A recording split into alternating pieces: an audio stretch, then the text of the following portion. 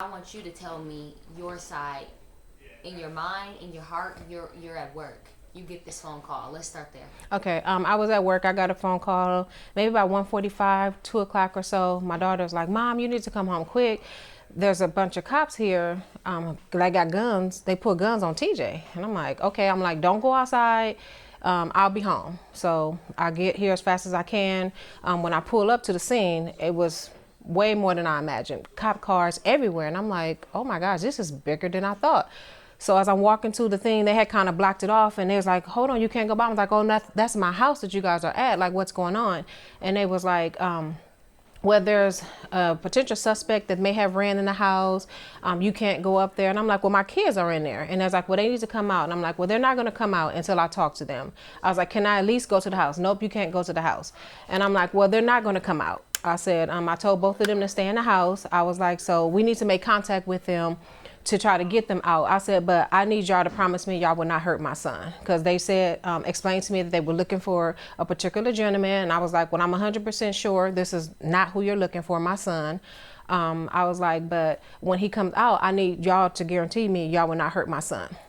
And he was like, we'll do the best we can. He was like, just contact them on the phone and ask them to come out. So then I was able to get a hold of my daughter. And I'm like, Deja said, y'all have to come out. I was like, so put your phone down. Don't have anything in your hand. Come out with your hands up. And he asked me to have them come out one at a time. And they did that. Deja came out first. They handcuffed her, took her. I'm not sure which direction they took her. And I said, okay, my son's about to come out. I asked him again, please assure me that you will not hurt my son. He was like, we'll do the best we can.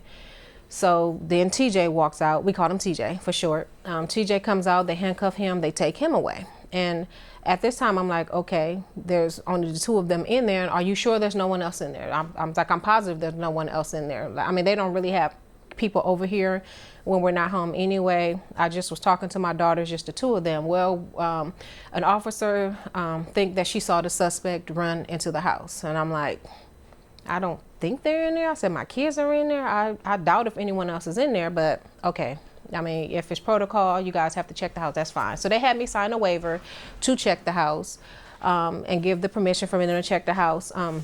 I didn't understand why they had to handcuff my daughter. I'm like, why are you handcuffing her? Like, you said you were looking for a male. Well, it's protocol. Okay. And then my son comes out, you know, they handcuff him. Okay. You said you were looking for a male suspect. And so they end up taking them away from us and questioning them. And at the time, they kind of explained like what they were looking for. They did tell me that they were positive like TJ was not the gentleman they were looking for because they had a name of a person, but they wanted to make sure that the person didn't run in our house.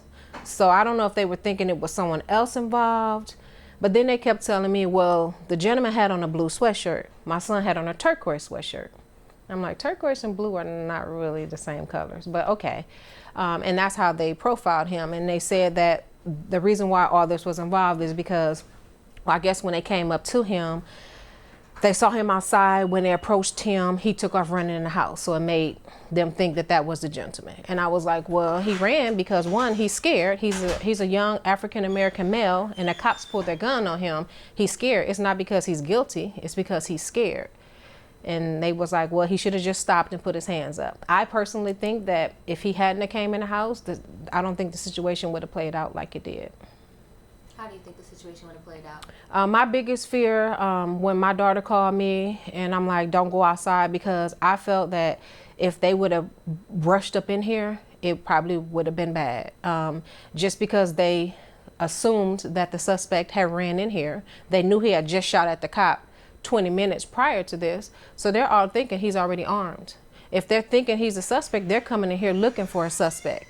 And so I felt like they would have probably came in, they would have probably bomb rushed my daughter, tackled her down, maybe did the same to my son, if not shot him. So as a mother's worst nightmare, that's the biggest thing that was going through my head is do not open that door and let them in, regardless if they're officers or not. Like, you know, as a mother, I don't, you know, and not that your kids are 100% perfect all the time, but I don't want anything like that to happen to my son, and all of it because of mistake. I mean, that was a big mistake that was made to come and surround our house with, I mean, the marshals are there, SWAT teams. I'm like, oh my goodness, like this is a big ordeal. And I get it, you were looking for a certain suspect, but before you come rushing up in someone's home, you have to be 100% sure that that person is in that house, because it's very traumatic. Like, just listening to my daughter tell her side of how she felt, like, I never want her to have to go through anything like that. When your kids are young, you grow up teaching them that the police officers are their friends and they're here to protect them.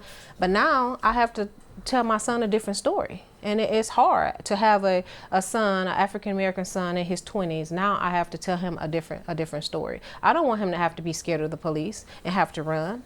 You know, it hurts me that he had to run from his own yard into the house because the police, he can't even be out in his yard because the police targeted him as this other gentleman. And that saddens me that he was just in his yard minding his own business and they pull up on him. So. And then you talked a little bit about how they would grow up thinking that police officers are supposed to protect them. Their first instinct is to go ask the police, why is this happening? And then they tell them to go outside. Yes. How does that make you feel? Who do you turn to? Who do you run to? Exactly. And my daughter, that's one thing my daughter kept asking is like, if we didn't do anything, why do we have to go outside? Like, I'm not understanding why we have to come outside if we didn't do anything. Like, what is this about? And I was telling her, I was like, they were not going to knock on the door, because if they felt the suspect was in here, I get it. It would have put everybody at risk. So I'm not sure how that situation could have been handled differently.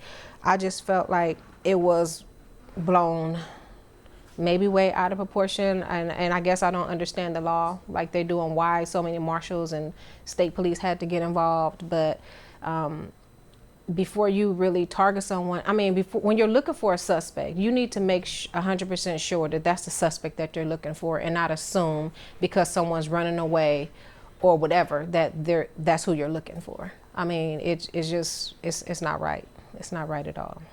I want to dig a little deeper into your emotions and your mental. Truly, how are you feeling? Because even the thought of your son being shot on your porch at your house that you bought, where you live, right, that's already heartbreaking, regardless of if it happened or not. Right. So as a mother, you watch these kids come out of you, you raise them, and then to see them snatched away from you like that because of a mistake, right, or quote unquote profiling. How does that make you feel mentally, emotionally now, and even just moving forward? It's very hard. Like, I didn't sleep at all last night. Me and my husband tossed and turned, because you play the worst case scenarios over and over in your head. Yes, I'm grateful that nothing happened to him, nothing happened to my daughter, but you keep going back to the what ifs. What if he would have stopped outside, put his hands up? What if he wouldn't have ran in the house? Like, you can't help but to ask yourself, what if? I would hope that if he would have stopped and put his hands up, they would have approached him, found out that he wasn't the suspect they were looking for. But I don't know. His thing, and I asked him, I said, why did you run? And he was like, I was scared. I was scared. When he was like, when I saw them coming at me with their guns, I ran. Because he even told me when he was on the phone, when I called him to come outside, he was like, no, I'm not coming outside. And I was like, why? He was like, because they're going to shoot me. That was his exact words, is that they're going to shoot me. And that's why he ran in the house. And when a police officer asked him, why did he run? And I asked her, I told her, I said, he ran.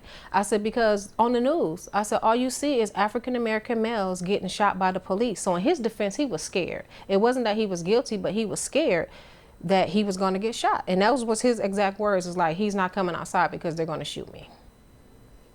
And you said the conversation changes now. What does that conversation sound like? Briefly, how does that conversation change with your children? I just have to tell them that, if you know you're not doing anything wrong, stop and put your hands up.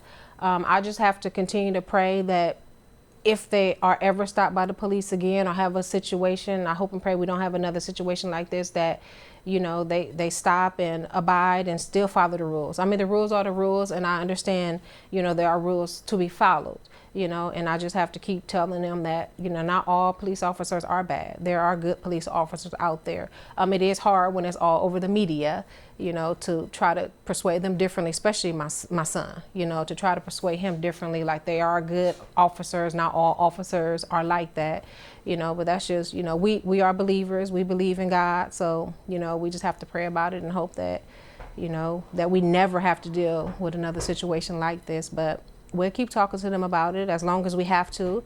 If I have to get them involved with counselors to help go through this, because I don't know how they're feeling individually. I haven't really had a chance to really sit down and talk to my son about how he's feeling.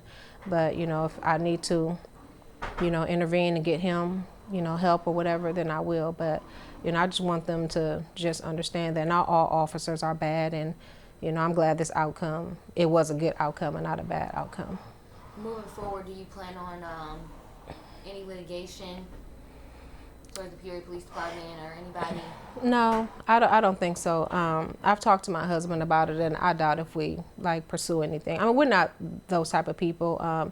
The situation I do felt was in a situation that was kind of bigger than what it was. I understand they were looking for a particular gentleman, but to come at our house and my kids the way they did, I think that was a little bit much. But I do understand they were doing their job. He had shot at officers earlier, so I understand all the precautions that they had to take. So we won't necessarily, we're not going to pursue anything further. Okay.